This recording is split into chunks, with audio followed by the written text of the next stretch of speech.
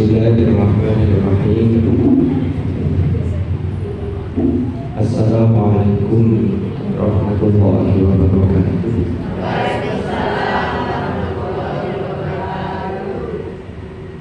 Alhamdulillahirabbil alamin. Wa bihi nasta'in ala umuri dunya waddin. Wassalatu wassalamu ala asyrafil anbiya wal mursalin Sayyidina Muhammadin wa ala alihi wa sahbihi ajma'in.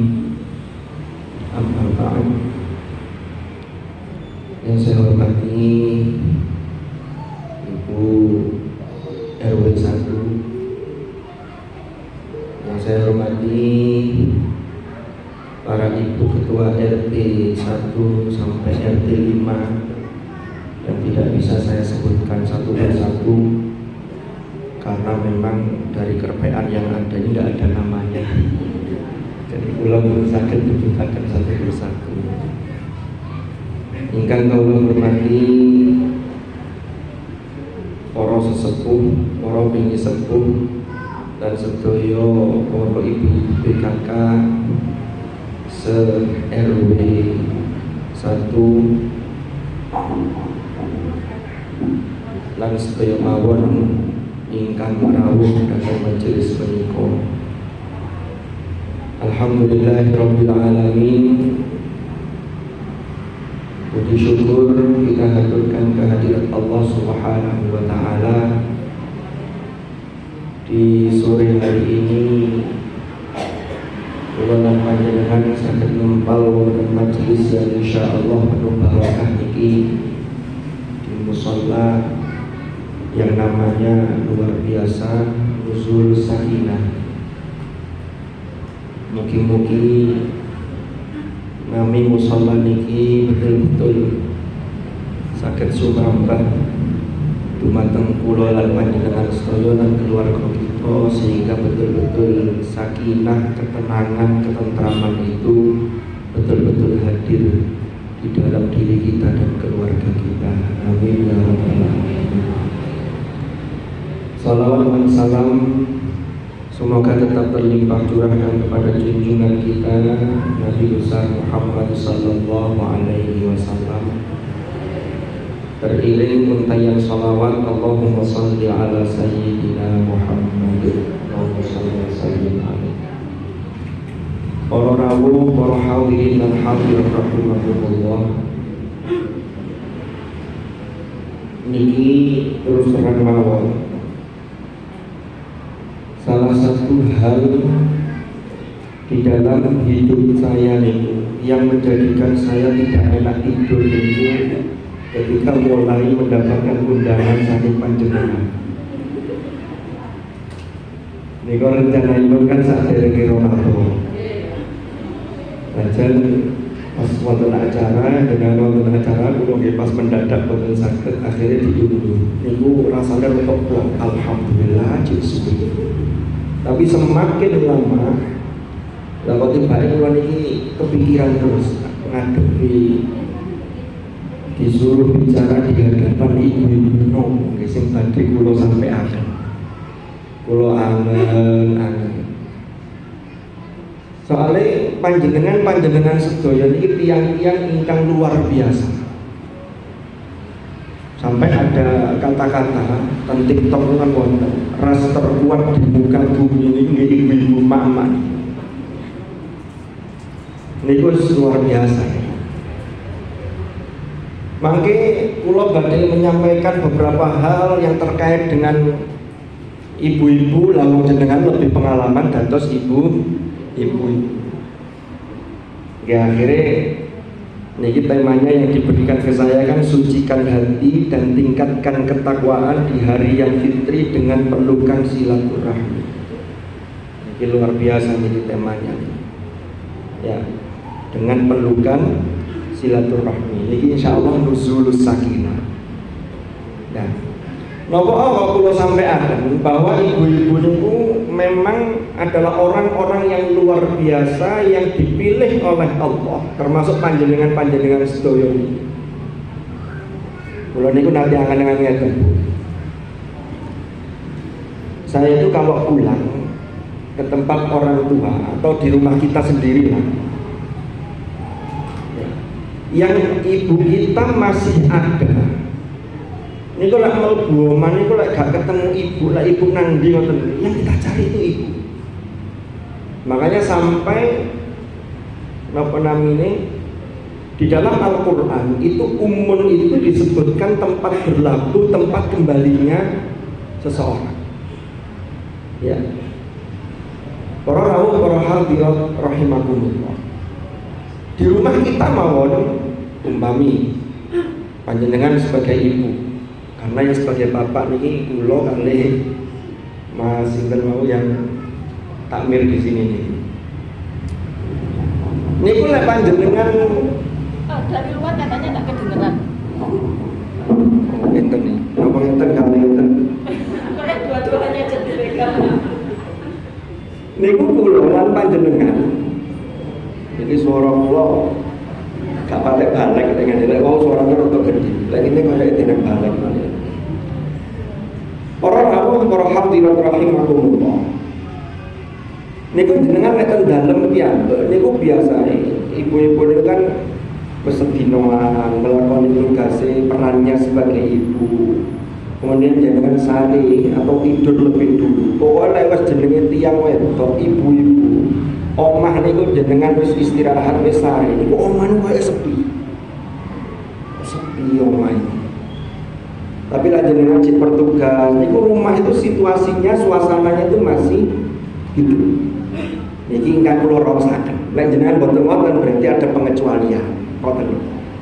Kan ngoten mawon terus niki kula crita mawon. Nek cocok nggih monggo, nek mboten cocok berarti ada pengecualian. Iya. Para rawuh, para hadirin lan hadirat rahimakumullah. Sampai-sampai napa-napa kula wau sanjang bahwa jenengan ini adalah orang-orang yang hebat dan orang-orang yang luar biasa. Rasulullah itu nanti dawuh ngene. Ad-dunya mata'. Dunya niku mata', mata' niku perhiasan. Lalu lanjutannya wa khairu mata'iha al-mar'atus salihah. Dan sebaik-baik perhiasan dunia itu adalah perempuan yang salihah. Rasulullah nggih dawuh wonten sabda yang lain. Niki yang sabda ini sering disalahpahami kali tiyang-tiyang.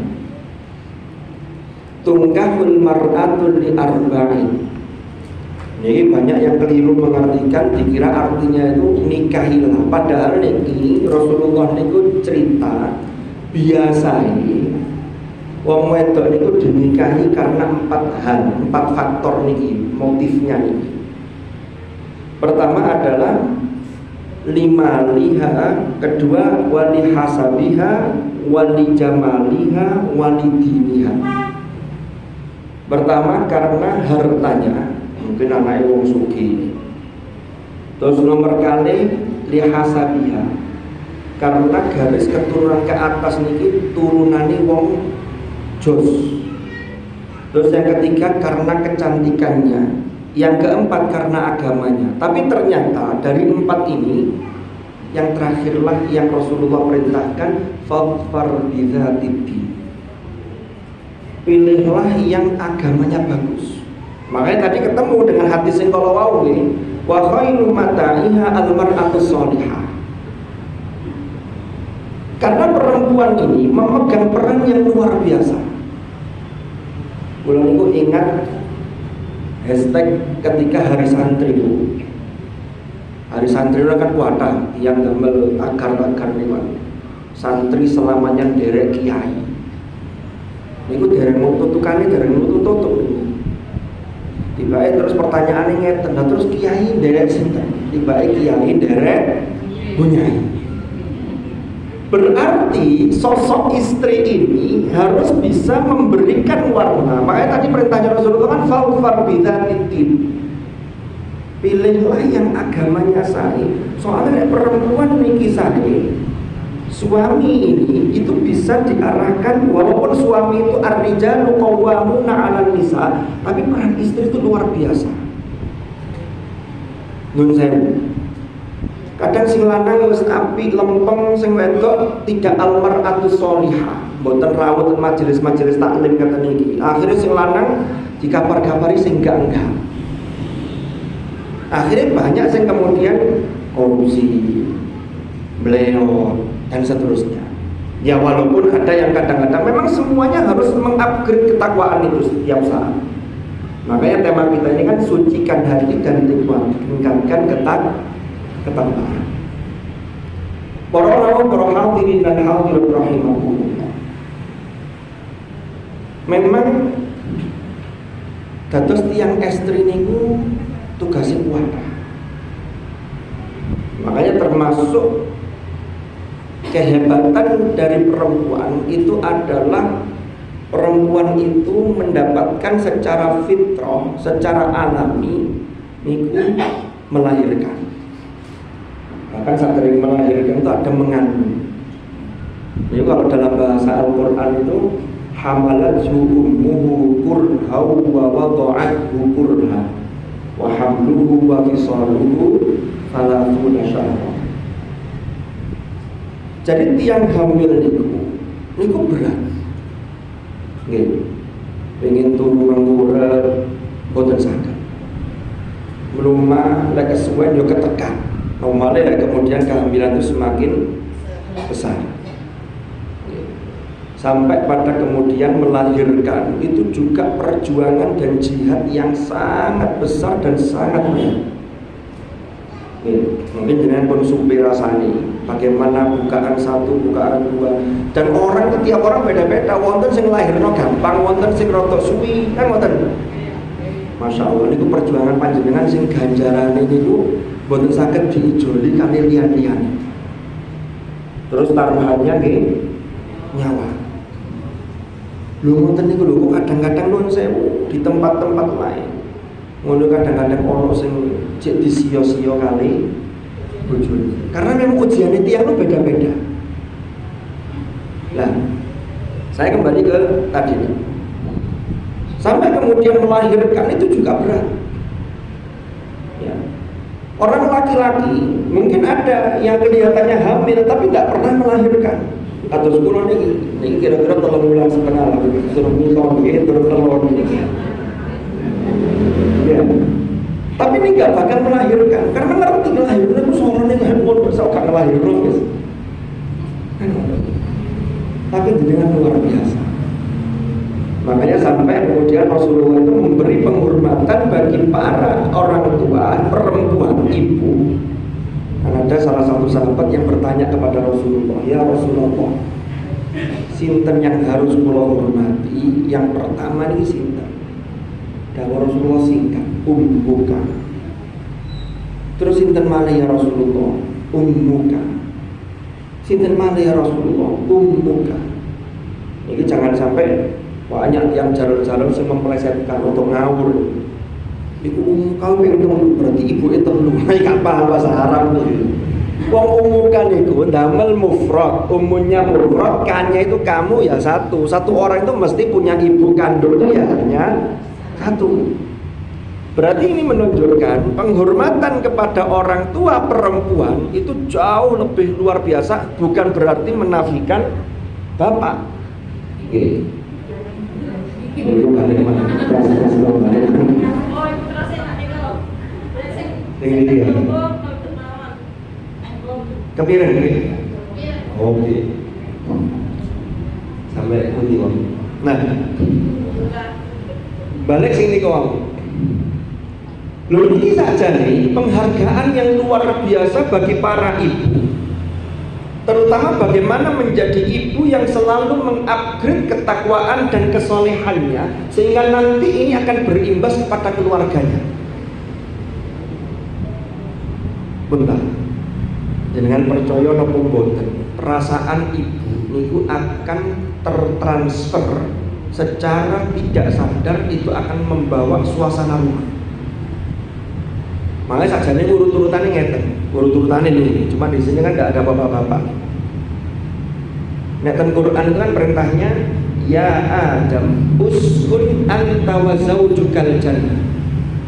Yang diperintah uskun itu sakinah, Uskun itu memang maknanya bertempat tinggal, tapi di situ mengandung makna secara tersirat. Niku ada ketenangan jiwa, ketenangan batin, ketenangan hati. Bapaknya itu harus menanamkan ketenangan kepada istrinya. Nah, istri niku tenang karena diperlakukan dengan hormat oleh suaminya. Ajaran Islam itu macam. Makanya perintahnya itu wa'ashiruhunna bil ma'ruf.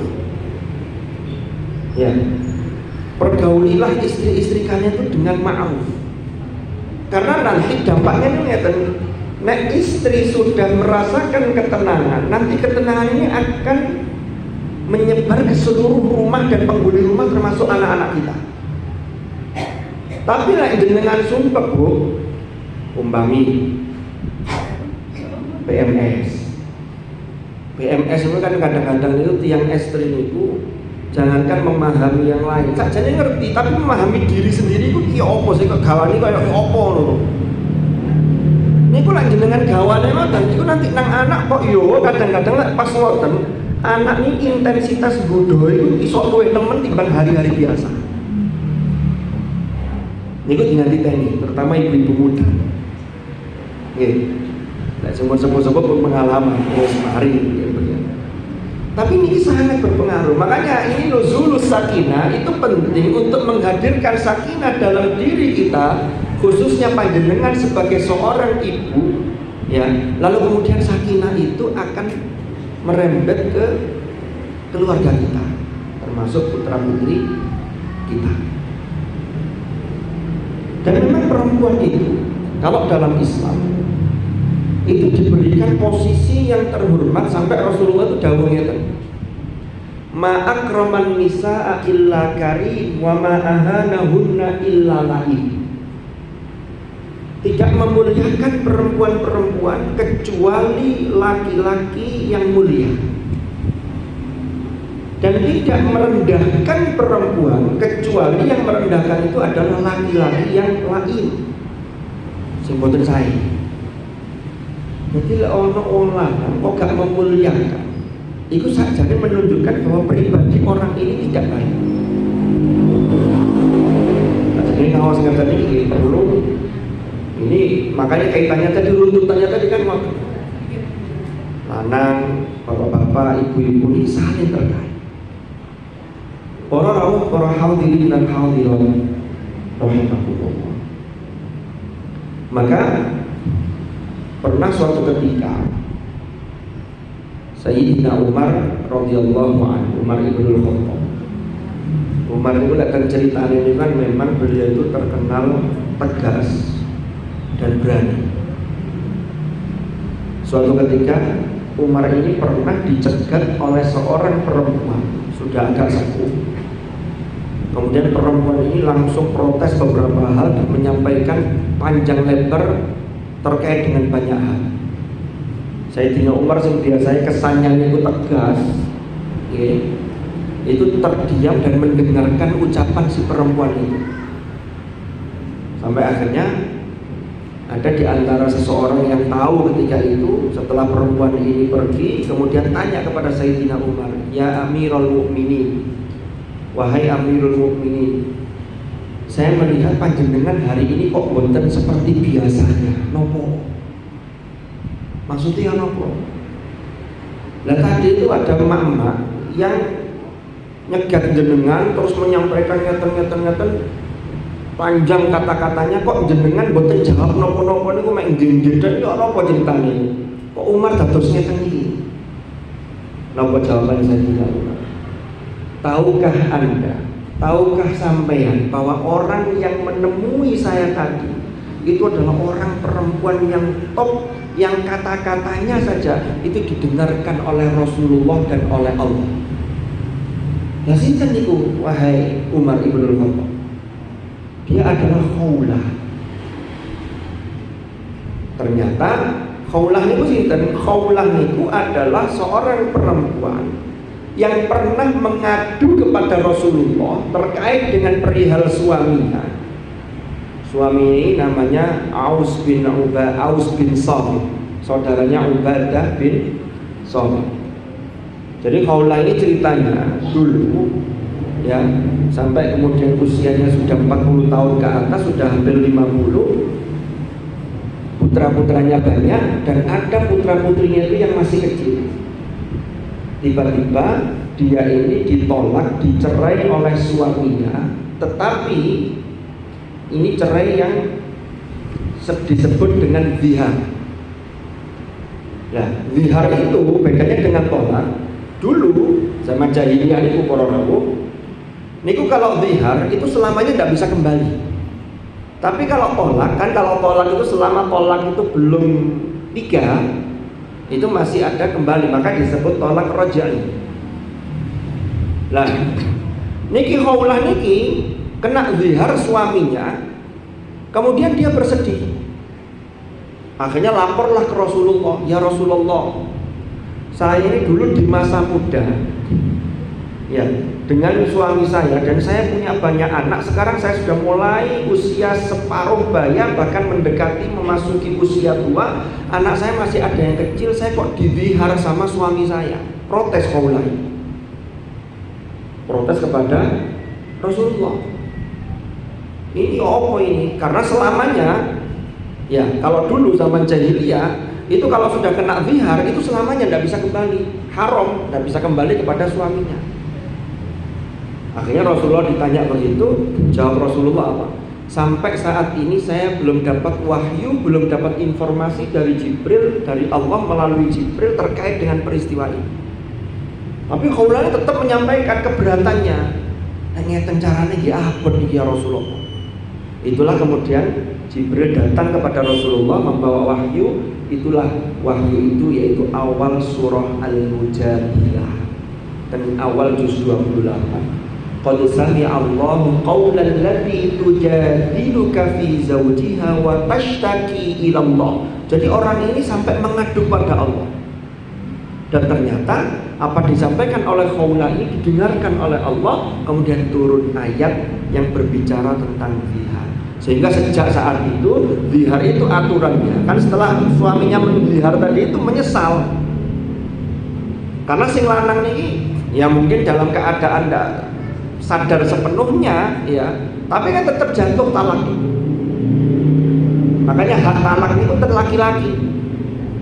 Karena laki-laki itu sebenarnya itu kalau berpikir secara logika itu masih memungkinkan. Untungnya tolak niku tidak pada perempuan. Kalau pada perempuan, waduh, itu tambah berat. Dilo-dilo wis pegatan ae kan ngoten. Nah, untuk oleh ngomongnya ya, lek kadung opo itu kan mesti perasaannya terus wong nun sewu sensi saking sensine niku lho. Wonten kasus nun sewu kados sing rame-rame Pak RK. Terus sinten sakderenge sinten malih lanang ini. Wah, akhirnya wong lanang kabeh sak donya kena kabeh. Padahal mboten sedaya yang laki-laki mboten. Lalu wis bojoku iki aja-aja pun sampean dongaaken jenengan titipaken ten Gusti Allah, mugi-mugi insyaallah aman. Yang penting dongane kudu kuat nih. Ya, karena segala sesuatu ya kita titipkan pada yang punya kehidupan. Para hadirin dan hadirat rahimakumullah. Makanya apalagi nanti dalam psikologi ini, ya, makanya Umar tadi itu paham psikologis perempuan itu sehingga menghormati perempuan, apalagi perempuan ini adalah yang kata-katanya didengar oleh Allah dan Rasulullah, maka Umar menghormati. Akhirnya orang yang tanya tadi paham. Laki-laki yang paham ini menghormati perempuan. Nah, perempuan itu kan per hari ini tidak kurang dari 20.000 kata yang harus diproduksi. Nek yang jalan ini mek cukup 7.000. Makanya kadang-kadang wonten tukaran, ya Allah, tukaran sing lanang wis meneng sing wedok cek tau terus ae. Sampeyan iki Mas dadi lanang gak tepak. Lanang sing tepak. Anak limo. Jare sing lanang ini sik buka tepak ya apa maksud sampeyan? Anak ya limo kok gak tepak ya tepak iki. Ya Allah. Oh, sambil guyon wae, nggih. Para hadirin lan hadirat rahimakumullah. Kula lanjutaken. Lah sakniki ana apa carane? Dados ngeten. Pola pikir kita kalau mau Rasulullah kan dawuh ngeten. ad-dunya mata wa khairu mata'iha al-mar'atu shalihah. Berarti ya nopo carane panjenengan sebagai ibu-ibu niku berusaha untuk menjadi al-mar'atu shalihah, itu tidak lain adalah menyucikan hati dan mengupgrade, meningkatkan ketakwaan, itu tidak pernah ada berhentinya. Ibu niku dungane nembus langit. Saya dulu pernah, saya lupa sowan Kiai sinten niku cerita. Jadi kalau dungane bapak seperti Nabi Ibrahim kan, kalau dalam Quran itu, yang di Quran itu yang buahnya itu yang diceritakan itu adalah bagaimana kedekatan anak dengan bapak, Nabi Ibrahim dengan Nabi Ismail. Anak dengan ibu itu tidak diceritakan. Itu jangan sampai kita gagal paham mengatakan begini, oh berarti arek itu harus diurusi bapaknya. Betul. Tapi secara fitrah, kalau dengan ibu, dengan masa di dalam kandungan 9 bulan sekian hari atau cukup bulan, sekian bulan, kemudian dilahirkan lalu ada masa menyusui, itu anak itu sudah membangun kedekatan dengan ibu. Berarti ini prosesnya sudah alami. Lah bapak, tidak semuanya begitu. Makanya Quran itu mencontohkannya itu ada dialog yang baik antara bapak dan anak, berarti ada kedekatan. Padahal tanggung jawab ini ar-rijal itu qawamun 'alan nisa.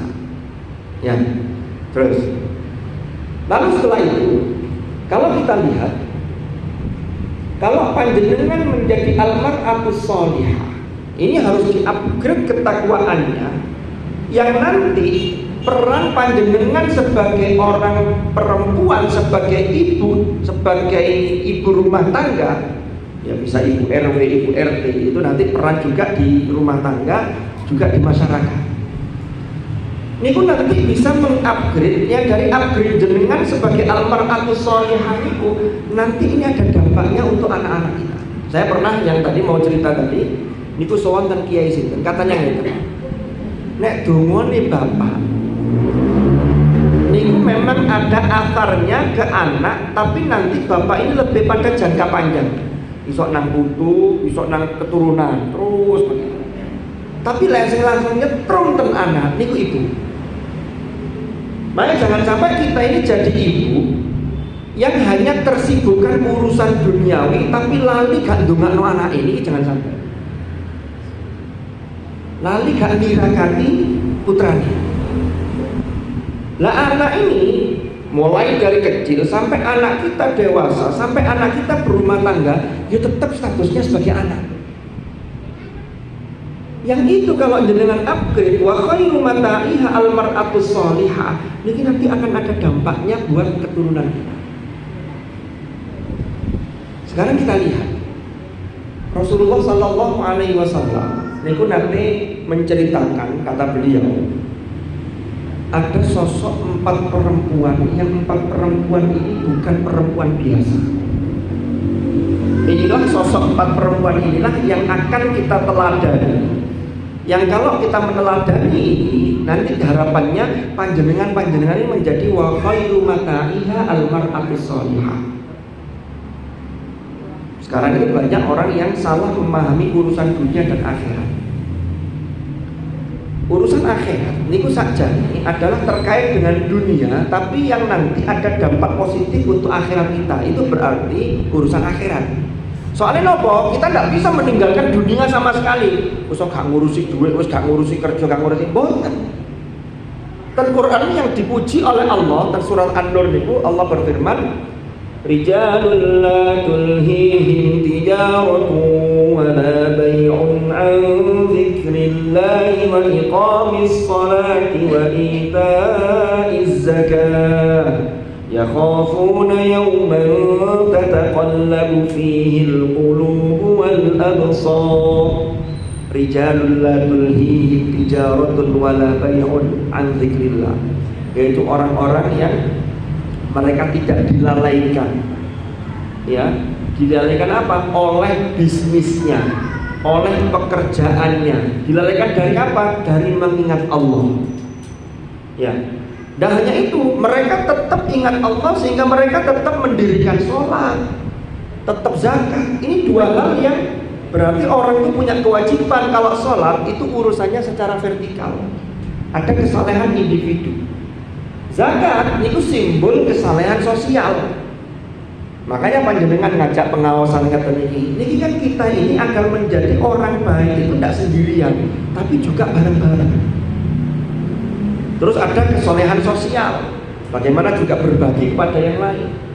Kenapa mereka melakukan itu? Ya khafuna yauman tataqallabu fihi al-qulub wal absar. Mereka itu takut nanti itu ada satu hari, yaitu hari akhir, yang ketika itu tataqallabu fihi al-qulub wal absar. Hati dan pandangan itu menjadi tataqallab. Tataqallab itu nopo istilahnya? Goncang. Goncang karena melihat dahsyatnya hari kiamat. Maka dari itu para rawuh, para hadirat rahimakumullah, niki mumpung kula lan panjenengan tasih diberi kesempatan. Jadi orang yang ngurus akhirat itu bukan berarti aku gak ngurusin dunia, urusanku mek wiritan tok, bukan itu. Hidup kita ini, fisik kita ini dunia. Tapi apa fisik kita ini bisa mengantarkan kita nanti pada kehidupan yang kekal. Kita dapat dampak positif dari apa yang kita lakukan ketika hidup. Berarti kita sudah memanfaatkan kehidupan kita itu untuk akhirat kita. Imam Haddad itu nanti dawuh ngeten Bu. Di dalam kitab Hikam Haddadiyah itu beliau menulis ngeten. Tadhhabud dunya syai'an fa syai'an wala tabqa wala yabqa minha syai'un. Dunia itu sedikit demi sedikit pasti akan pergi, akan hilang. Jenengan, kula lan panjenengan sing saniki usia 40 tahun, usia 35 tahun, usia 50 tahun, usia 60 tahun, mesti biyen tak tahu nomo. Lagi ya? Sing saniki usia swidak mungkin wonten rasane jitas napa wis suwi urip swidak tahun niku Bu? Diluk urip niku mek diluk, makanya sampai digambarkan urip niku mek mampir ngombe. Nggih, masih ngombe ni akeh wonten sing ten cingkir, wonten li mineral niki memang khusus untuk pembicara laki-laki. Soalnya le. Wedok mesti duduk le. Le mineral le. Enak. Jadi kalau niki masih tetap diceluk le. Napa buktine lha niki? Le mineral le. Wonten pokari barang niku tetep mek dilu. Masih minume kathane mek dilu rasane. Pun lah. Jenengan usia 50 niku rasane ya Allah koncoku biyen. Ya Allah koncoku 50. Terus wonten survei, niki cerita niki ya. Tapi non sewu.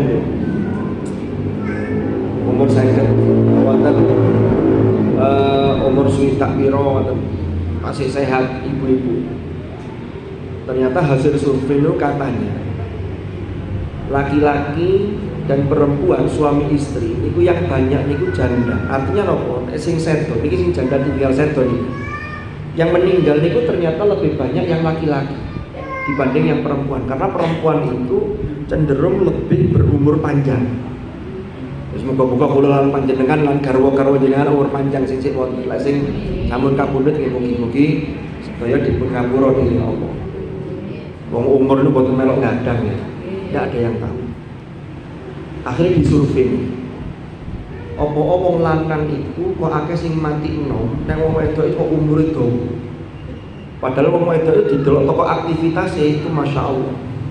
Jenengan lagi ono preine, dadi ibu rumah tangga niku. Iya, sing boten kerja ten kantoran, iku malah gak ono preine. Tanggal 8 tambah sibuk gak karu-karuan. Lu ngono kok ono kata-kata ngene bareng.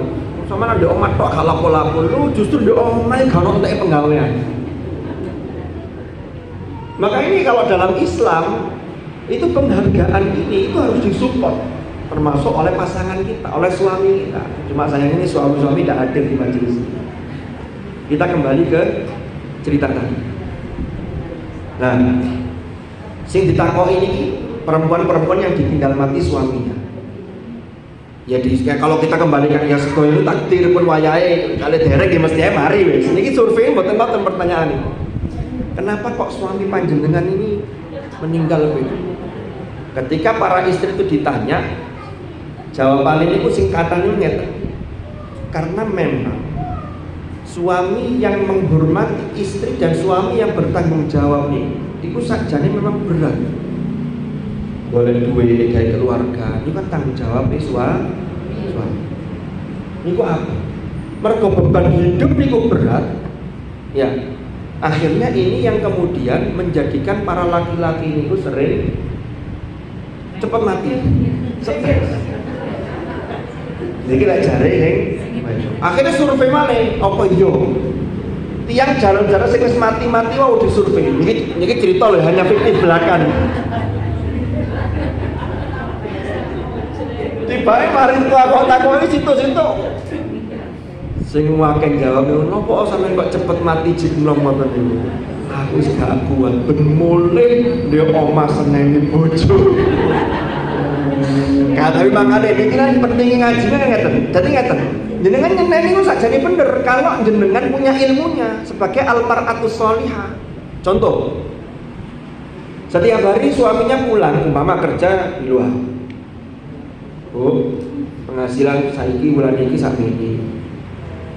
Sampai sebagai orang perempuan, nah perempuan kan macam-macam. Ada perempuan itu yang memang murni jaga gawang, tapi ada yang sambil membantu perekonomian keluarga. Ini macam-macam kehidupan. Wonten kadang-kadang sambung saged ngrami. Saulan iki kami saiki sembarang larang Pak. Minyak bisa ngono, beras mundake gak karu-karuan. Nggih. Iki gawe tuku iki terus nek kurangi opo? Yo iki isoe iwake pramuka tok iki wis tahu tempe. Bulan ngarep malih cek meneh tahu tempe. Lah niki tahu tempe iki, tibake tahu tempe niku kang gawe iso gawe darah tinggi. Tahu tempe mulai darah naik ini. Jadi darah tinggi ini penyebabnya bukan sate gulai tapi tahu. Bon, ini hasil penemuan yang belum terbuktikan. Wes, tapi ini fakta ngoten. Akhirnya cari si wedok wau, sampe nyambut gawe si temen kok. Padahal sing lanang ini rezekine tiyang kan beda-beda. Wonten istri yang mensupport, menerima, mensupport, mendoakan. Wis Pak, lek anjene wulan iki jek sakmene semoga-moga wulan ngarep ningkat tak dongakno sampean panjang umur sehat, iso kreatif, iso nyambut gawe sing luwih teko iki. Niku al-mar'atus sholihah. Tapi lek sing gak iku wis bojo nyambut gawe sorok mulai diurang-uring dipaitut tok. Wahil wulan ngarep ngono maneh, wulan ngarepe maneh mulai sing lanang wis nggo dhuwit akeh. Ben nggo dhuwit iki terus seneni nggo dhuwit akeh, langsung mulai wulan niku iku nggo 12 juta. Wis kok iki. Wah, yo ngene ta dadi lanang sing genah amen. Wulan ngarep iso ngene maneh. Gak iso bulan ngarep ini. Lha kok gak iso? Sepeda wis tak dol ngene iki dol sepeda kok. Ini cerita. Tapi sih apa caranya? Jadi istri itu yang bisa mensupport, tapi tetap harus ada keseimbangan dari suami. Ojo kemudian istri mensupport, tapi suami saya ini kena bilang. Makanya ketika panjenengan bisa meneladani 4 wanita yang disebutkan ini nanti, ini insya Allah nanti bisa mengupgrade atau meningkatkan ketakwaan panjenengan. Sinten yang pertama? Yang pertama ini dawuh Rasulullah sallallahu alaihi wasallam niku adalah Maryam binti Imran. Maryam binti Imran niku adalah ibunya niku namanya Hannah, bapaknya namanya Imran. Niku adalah sosok yang bisa kita tiru, pertama dari sisi ketaatannya dan dari sisi ibadahnya, serta dari sisi mampu menjaga dirinya dengan baik. 3 hal ini. Ini dari Maryam binti Imran. Maryam niku memang beliau ini tidak pernah menikah dengan laki-laki manapun, tetapi oleh Allah dipilih sebagai seorang perempuan yang luar biasa karena dari rahim beliau terlahir Nabi Isa. Ini di luar sunnatullah. Ya, inna masala Isa indallahi kamathali Adam. Khalaqahu min turabin tsumma qala lahu kun fayakun. Nah, ini tidak bisa ditiru banyak orang. Rono wong itu ngaku lan di bapak enggak iki Nabi Isa jilid 2 mboten. Mesti bermasalah nih. Karena ya hanya ini secara sunnatullah. Secara sunnatullah mboten. Niki berarti inayatullah qudratullah. Tapi yang patut kita tiru apanya? Pertama ibadahnya top. Ya. Terus yang kedua, ya, niku termasuk Maryam niku bisa menjaga dirinya. Jadi kan nek mau surah Maryam Bu. Ini kan ten kampung-kampung di masyarakat kita lek leloni, ini kan biasanya diwacakan surah Yusuf dan surah Maryam. Biasanya tiang-tiang lagi tanggal 3 singkat jawabannya. Opo kok Yusuf, opo Maryam. Nek lanang cek ganteng koyo Yusuf, nek wedok cek ayu koyo Maryam. Jadi nanti semerap foto nih. Berarti ini yang harus kita pahami ini ayu dan ganteng secara akhlak, secara batin. Jadi hampir sana. Surah Maryam. Maryam itu adalah sosok perempuan yang mengabdi kepada Allah di Baitul Maqdis ketika itu. Dan beliau itu punya satu tempat yang steril yang tidak bisa dimasuki oleh macam-macamnya orang. Yang masuk ke situ hanya Nabi Zakaria, pamannya beliau, ya, untuk menaruh bahan makanan. Di situ mengabdi kepada Allah. Tiba-tiba Maryam itu didatangi orang laki-laki sing ganteng. Wonge putih, ganteng, matanya sorotnya tajam, pokoknya sempurna lah. Yang bahasa Al-Quran itu dalam surah Maryam itu disebut dengan basyaron sawiyah. Apa yang dilakukan Maryam? Qalat inni a'udzu birrahmani minka in kunta taqiyya. Aku berlindung kepada Allah Ar-Rahman dari godaanmu kalau engkau adalah orang yang bertakwa. Berarti apa nih pesannya? Kalau kita menjadi perempuan maka meneladani Maryam adalah Maryam yang bisa menjaga dirinya. Makanya kan hadis ini itu Rasulullah itu kan dawuh ngeten, khairun nisa, saapi-api wong wedok, saapi-api istri itu adalah idza nawarta ilaiha sarratka. Kalau engkau seorang suami itu melihat dia, istrinya, maka sarratka, memunculkan kebahagiaan. Maka tiang istri, tidak hanya istri sebenarnya, laki-laki juga begitu. Itu harus ada usaha agar bagaimana suami atau pasangan kita itu menarik. Kita menarik bagi suami, suami menarik bagi kita. Ada usaha-usaha itu. Bisa dari sisi zahir atau batinnya juga, karena dua hal ini saling terkait.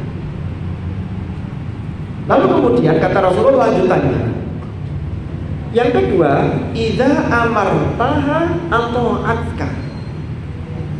Kalau engkau memerintahkannya atau minta tolong, maka dia mentaati. Tapi laki-laki ini jangan diartikan dominasi laki-laki. Mulanang mek ngongkon tok. Dalam Islam mboten ngoten sakjane. Niku sakjane niki salah memahami. Ini mirsani sejarah sirah nabawiyah itu. Kanjeng Nabi itu mboten nate kemudian merintah istrinya, "Ayo iki benano." Niku lek dalam bahasanya Gus Bahak kan ngeten. Orang itu tidak usah, termasuk para suami itu tidak usah ngomong tok tapi gak melakukan apa-apa. Sakjane kan laki-laki dan perempuan kan partner. Niku idealnya ngoten. Padha-padha ngerti nih, nek sing lanang sing kober nggih sing lanang, sing wedok nggih sing wedok. Ngoten. Cuman kan selama ini banyak budaya-budaya kita nun sewu itu memposisikan perempuan di posisi kudu ini. Jadi yang harus dipahami dari idza amartaha atau atka itu pertama harus dalam koridor ketaatan kepada Allah. Ya wonten istri yang bukan almaratu sholihah tadi diajak suaminya sholat, tidak mau sholat, nah ini berarti membangkang. Pokoknya diajak sing sae kok tidak mau. Nah, ini berarti tidak taat. Tapi lah diajak sing sae kok tidak mau, ini tidak taat. Tapi lah disuruh pada hal-hal yang buruk, memang harus tidak taat kita. Karena La ta'ata li makhluqin fi maksiatil khaliq. Tidak ada ketaatan terhadap makhluk dalam hal kemaksiatan kepada Allah. Jadi ini harus tepat. Ya. Lalu yang ketiga kata Rasulullah, wa idza ghibta anha ya hafizatka malaka fi malika wa nafsiha. Engkau kalau pas tidak di rumah atau pas engkau tidak ada, maka dia bisa menjaga engkau dalam hal harta yang engkau titipkan dan juga menjaga dirinya. Loh, ini yang penting. Saat ini medsos kan bukan karu-karuan bumi. Jenengan buka medsos TikTok dulu, ya Allah, berita selingkuh. Ini kadang-kadang kan meracuni pikiran-pikiran kita. Marom jenengan jadi overthinking. Cocok ini. Ini modusannya nih, cocok ini. Ini nggak baik untuk psikologis kita, apalagi sebagai ibu-ibu. Yang ibu-ibu tadi, kalau jenengan psikologisnya tidak nuzulus sakinah, nanti dampaknya kepada keluarga. Jadi peran-peran yang sangat penting bagi seorang ibu ini. Dia nonton secukupnya untuk wawasan, tapi tetap yang tidak boleh berhenti itu adalah mendoakan suami panjenengan, mendoakan putra putri panjenengan. Ini yang jangan pernah berhenti. Para hadirat rahimakumullah. Maka gambaran dari Sayyidah Maryam ini, dia bisa menjaga diri walaupun dia tidak punya suami, apalagi yang punya suami. Jadi gak kemudian, bojoku ana di omah rek, iki ono arek keren iki, aku tak rontok budok-budok banget. Jadi bisa menjaga diri. Sebenarnya sama dengan surah Yusuf. Jadi kalau tadi dibacakan Yusuf dan Maryam, cek ayu ambek ganteng, niku sajane secara batin, ternyata dua-duanya niki itu ada kisah bagaimana laki-laki dan perempuan itu digoda. Dan surah Maryam nanti diuji, digoda wong lanang, ternyata wong lanang niku malaikat Jibril yang menyamar sebagai seorang laki-laki yang tampan, yang keren. Surat Yusuf sama, Yusuf tinggal di rumah majikannya, digoda oleh Imro'atul Aziz yang namanya Zulaikha, yang ceritanya jenengan sudah hafal nih. Tapi kan tidak berhasil karena Yusuf mampu mempertahankan itu. Makanya sakjane dumoni nek arek ketika ditiupkan ruh dalam kandungan, dalam rahim ibu-ibu niku maca kali surat ini harapannya sebenarnya yang paling inti nih. Karena ujian laki-laki adalah perempuan dan ujian perempuan adalah laki-laki. Niku nggak peduli belum nikah, bahkan sudah berkeluarga, ujian itu tetap akan mengancam. Makanya dumoe diperkuat, tirakate niku kok wes kuat kok jadi ujian? Ya sudah, pasrahkan pada Allah karena ujian setiap orang itu berbeda satu sama lain. Mugi-mugi semuanya lulus dalam ujian dan boten diuji sing Allah. Pertama Maryam. Yang kedua sih.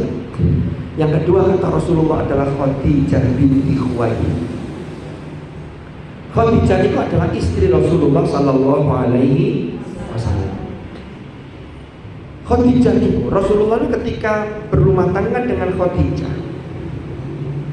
Ini ternyata selama ini ada kelompok-kelompok yang mengatakan, ini kan nun sewu.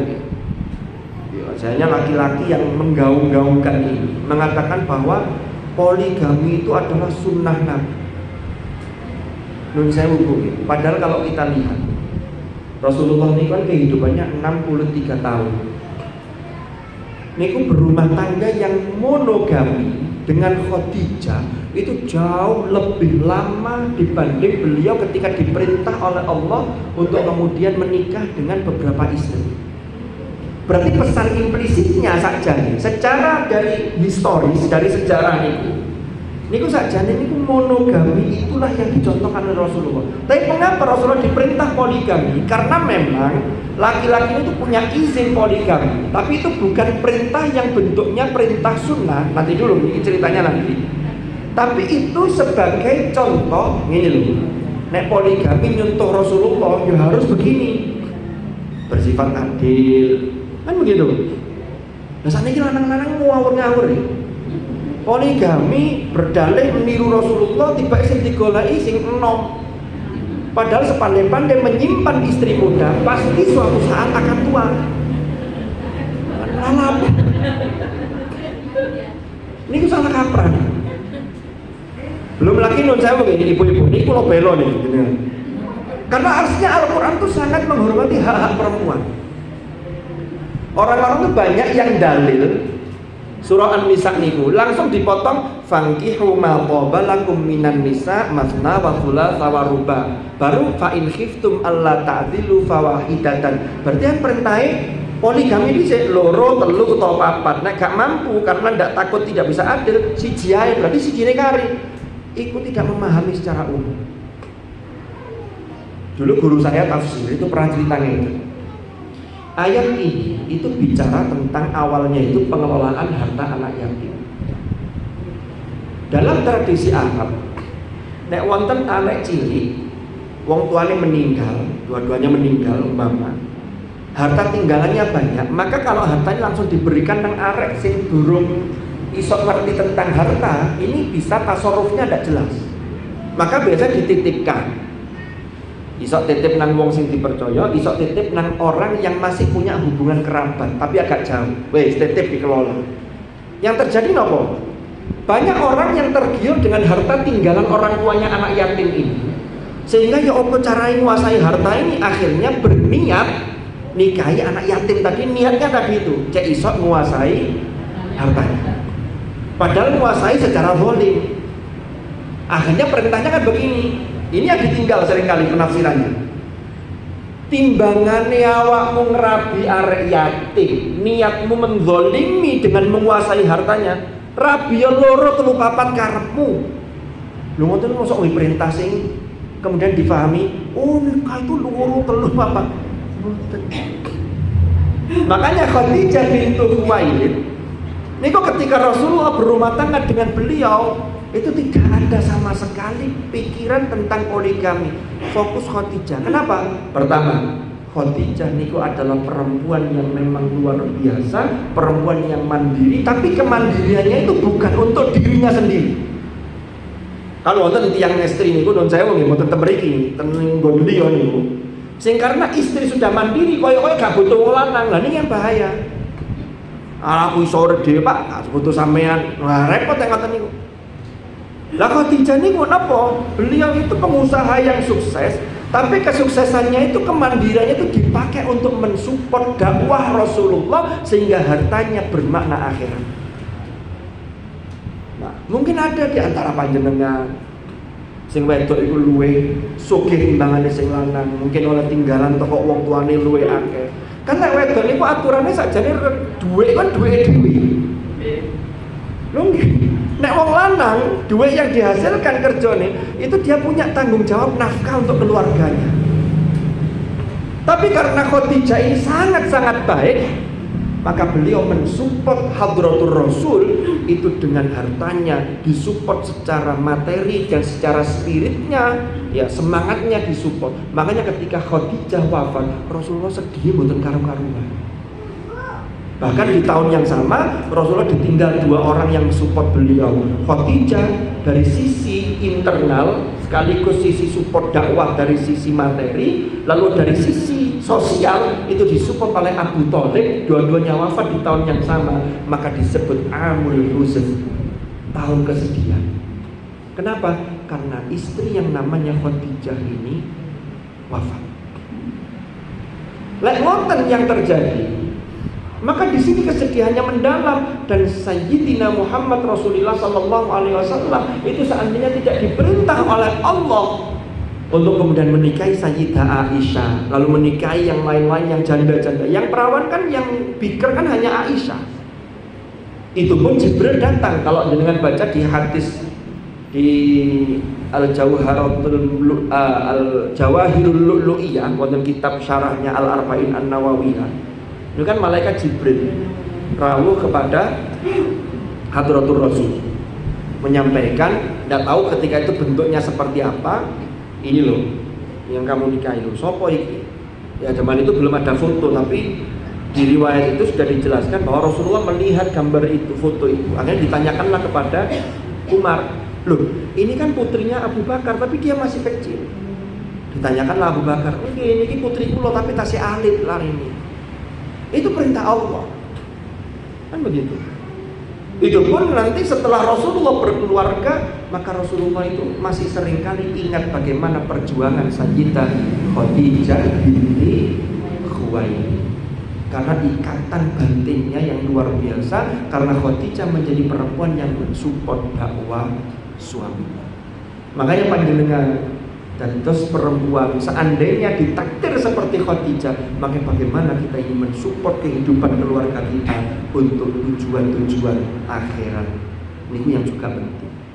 Yang ketiga ini sinten? Yang ketiga Fatimah Az-Zahra, Fatimah binti Rasulillah sallallahu alaihi wasallam. Fatimah itu sebagai sosok perempuan putri Rasulullah sallallahu alaihi wasallam, yang Fatimah ini sangat dicintai oleh Hadratur Rasul. Karena satu-satunya putri Rasulullah yang sampai punya keturunan itu melalui jalur Fatimah Az-Zahra. Ya. Fatimah itu bentuknya seperti apa? Artinya bentuknya itu bagaimana, apa yang bisa kita teladani? Pertama, dari sisi ibadahnya luar biasa. Yang kedua, dari sisi bagaimana ketaatan dan pengabdian atau penghormatan kepada orang tua. Dalam hal ini adalah ayahanda beliau itu Hadratur Rasul sallallahu alaihi wasallam. Yang ketiga apa? Fatimah adalah sosok yang mentaati suaminya, yaitu Ali bin Abi Thalib. Tapi nonton cerita nih. Suatu ketika Ali bin Abi Thalib, Ali itu kan termasuk, ini kan masih sepupu sama Fatimah. Karena Ali ini putranya Abi Thalib. Lo sampai jampi tadi kedaman ini. Wow, sajane badhe kula akhiri, tapi kok ketoke minumi katane kudu suwe, tapi lek suwe itu 14 maghrib iki, Mas. Bon, sedikit malih. Suatu ketika Sayyidina Ali ketemu dengan kepala suku salah satu kabilah di Arab. Jadi kisah ini jarang diungkap. Singkat cerita, Sayyidina Ali ini ditawari putrinya pemimpin kabilah tadi itu. Padahal posisi Sayyidah Fatimah masih ada. Akhirnya beliau menyampaikan kepada Hadratur Rasul, kalau ditemui pimpinan kabilah ditawari putrinya. Napa jawab Kanjeng Nabi? Fatimah niku darah dagingku. Barang siapa menyakiti darah dagingku, yaitu Fatimah dalam konteks ini, maka dia sungguh telah menyakiti. Napa maknanya? Berarti saja Kanjeng Nabi dalam konteks ini itu tidak rela kalau Sayyidah Fatimah itu dimadu. Ya. Padahal Rasulullah ya tahu tentang hukum, ya tahu. Makanya para ulama yang benar itu seringkali menjelaskan poligami ini sekali lagi ini menjadi pintu darurat. Jadi bukan pintu yang dibuka lebar-lebar bagi laki-laki.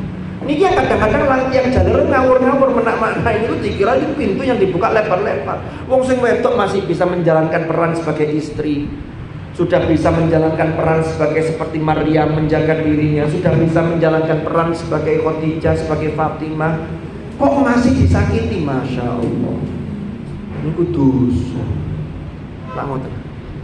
Para hadirat rahimakumullah.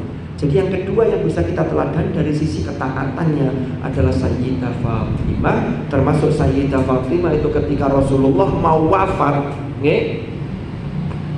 Rasulullah ini cerita, Fatimah, tak engkau nanti adalah orang yang lebih dulu menyusulku. Itu mendapatkan kabar begitu tuh Sayyidah Fatimah sangat bergembira sekali karena bisa segera berkumpul dengan ayahanda beliau itu Rasulullah sallallahu alaihi wasallam. Maka selang 6 bulan setelah Rasulullah wafat, Sayyidah Fatimah wafat. Barulah setelah Sayyidah Fatimah wafat, Sayyidina Ali, Simah Ali menikah lagi dengan perempuan yang selain Fatimah. Waktu dengan Sayyidah Fatimah ya hanya dengan Sayyidah Fatimah. Terus yang keempat, sinten yang kita teladani, perempuan yang luar biasa kata Rasulullah adalah Asiyah imra'atu Fir'aun. Fir'aun itu yang Fir'aun zamannya Nabi Musa. Fir'aun itu kan gelar raja di Mesir ketika itu, yang namanya katanya itu ada yang mengatakan Ramses II, yang kemudian nanti ketika tenggelam di Laut Merah itu anaknya. Ya, saya lupa nama aslinya siapa. Jadi Fir'aun itu gelar raja. Lah Fir'aun ketika itu, ya, itu kan istrinya banyak. Ada salah satu istrinya Fir'aun itu yang bernama Asia, yang Asia itu punya keimanan kepada Allah Subhanahu wa ta'ala. Makanya di dalam surah At-Tahrim itu Allah berfirman begini. Kalau kita lihat firman-Nya,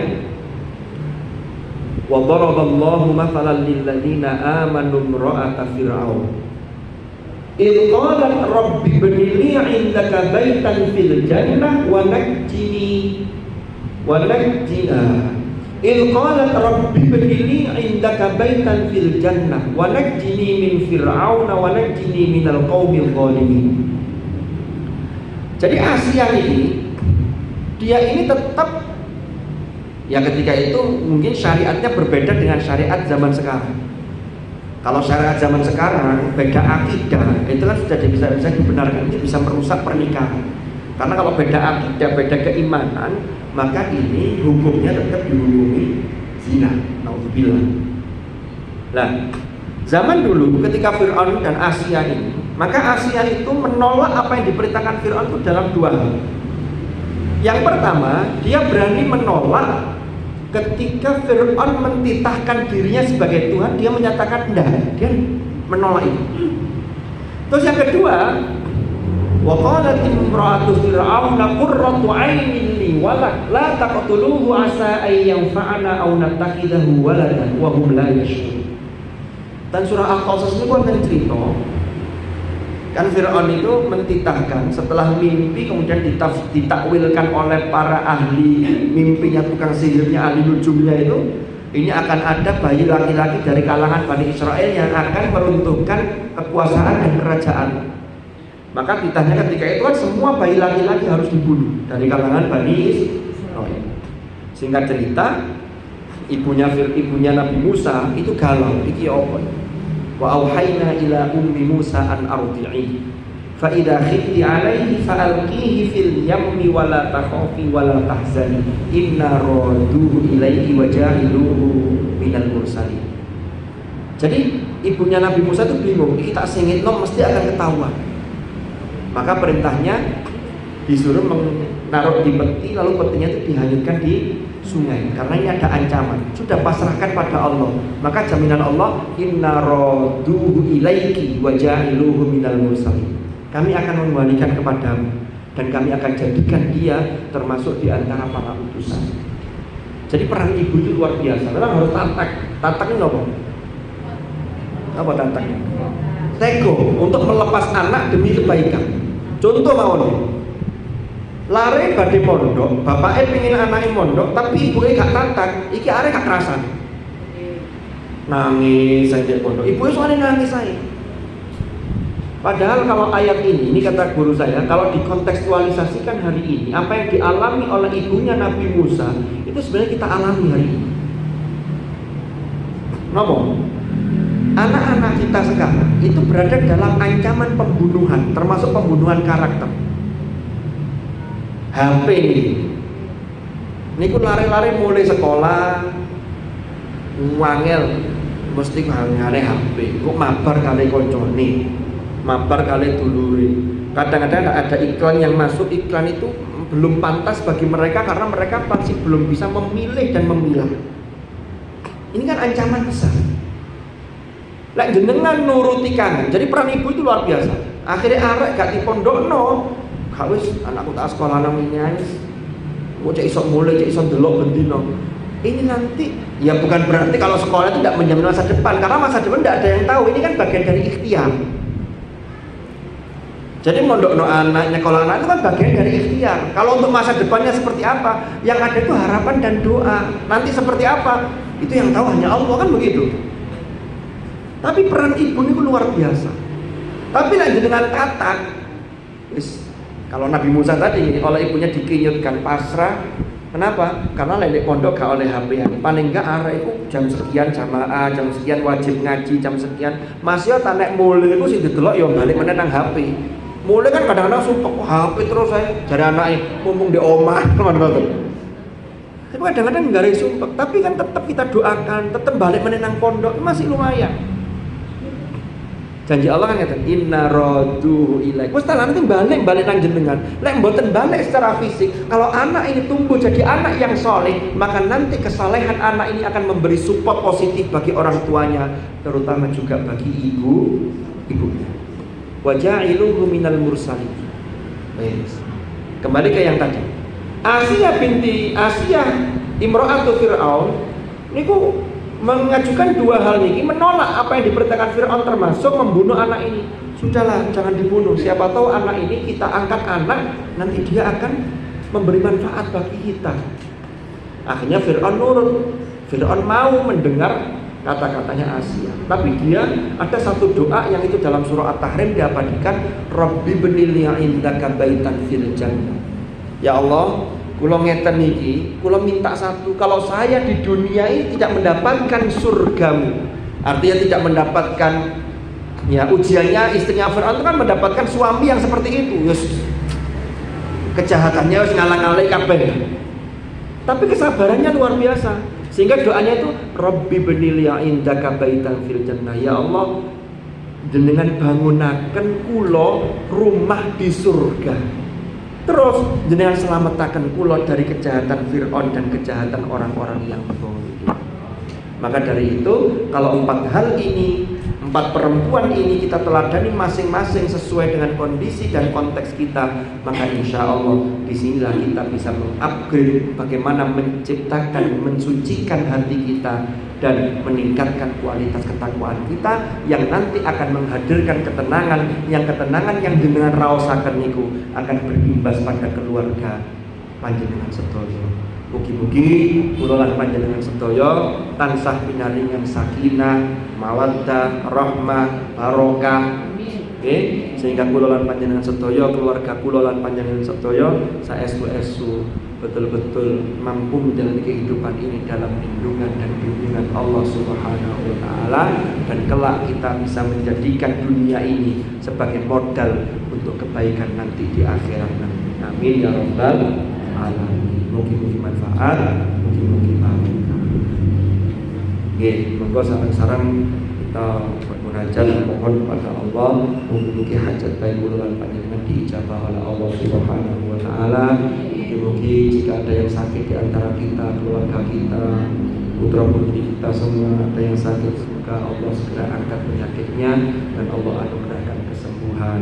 Mugi-mugi jika nggak ada masalah, Allah berikan solusi terhadap masalah yang dihadapi. Wa yarzuqhu min haitsu la yahtasib wa may yattaqillaha yaj'al lahu makhraja wa yarzuqhu min haitsu la yahtasib. Dan juga Allah anugerahkan rizqan wasi'an halalan thayyiban mubarakah, dan dengan sedaya keluarga kula lan panjenengan sedaya tansah pirangan sehat wal afiat, dan kula lan panjenengan sedaya keluarga kita kembali kepada Allah dalam keadaan husnul khotimah. Amin ya rabbal alamin. Ala hadhihi niyyah as-salihah wa ala ma nawaina wa ala ma nawahu as-salafus salih, thumma ila hadratin nabiyil mustafa rasulillah sayyidina Muhammad sallallahu alaihi wasallam. Al-Fatihah.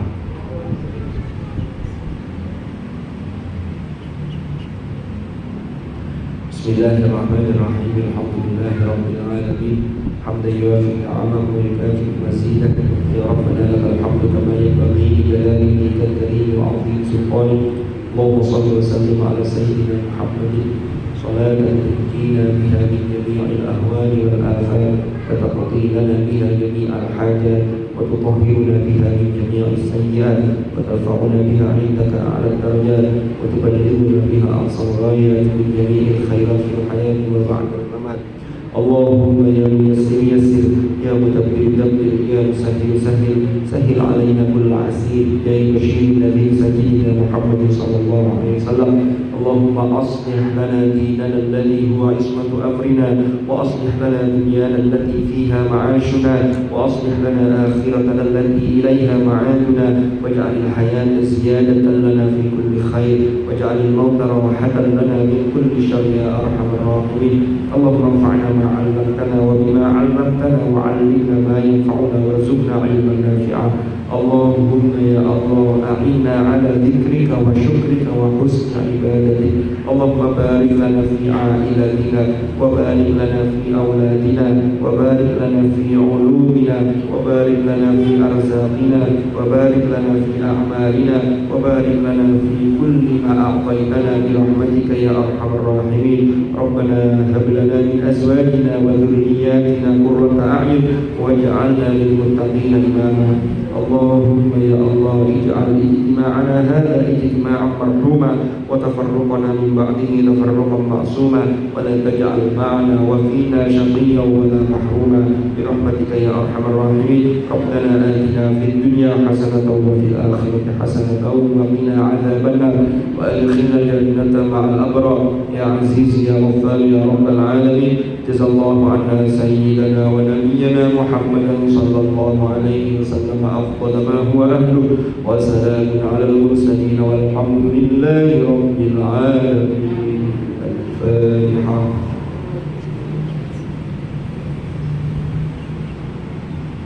Menurut sahabat sebagai pun dan konsumsi kebijakan masih dalam bulan Syawal.